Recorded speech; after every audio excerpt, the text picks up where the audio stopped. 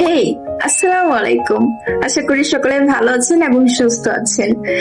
তো আমি তো আপনাদের সাথে সব সময় ইনফরমেটিভ ভিডিওগুলোই শেয়ার করি, কিন্তু আজকে ভাবলাম যে একটু ডিফারেন্ট কিছু হয়ে যাক, তাই না? চলুন আপনাদের সাথে আজকে একটা গল্প শেয়ার করব।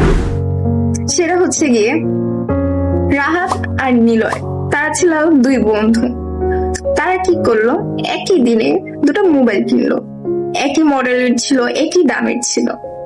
তো রাহাত কি করলো, সে মোবাইল দিয়ে ভিডিও দেখলো, গেমস খেললো, বন্ধুদের সাথে আড্ডা দিল, নেটফ্লিক্স সিরিজ গুলো শেষ করলো।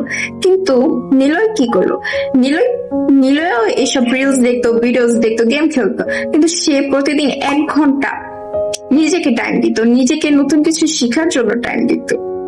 1 দিন, 2 দিন, 6 মাস, তাদের মধ্যে কোনো পরিবর্তন লক্ষ্য করা যায় না।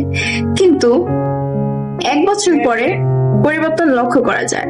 সেটা হচ্ছে রাহাতের মোবাইলে তার স্ক্রিন টাইম বেড়ে গিয়েছে, কিন্তু নিলয়ের মোবাইলে কোন স্ক্রিন টাইম বাড়ে নাই।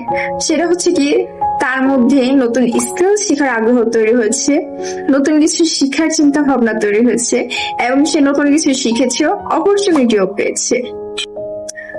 মজার বিষয় হলো, ফোন দুটো একই ছিল, কিন্তু পার্থক্য ছিল ব্যবহারকারীদের মধ্যে।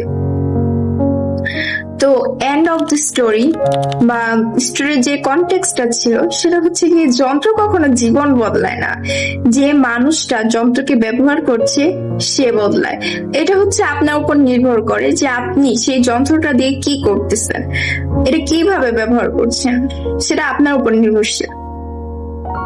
আজকের জন্য এতটুকুই। আশা করি মোরাল অফ দি স্টোরিটা কি ছিল সেটা বুঝতে পেরেছি। টাটা, আল্লাহ হাফিজ।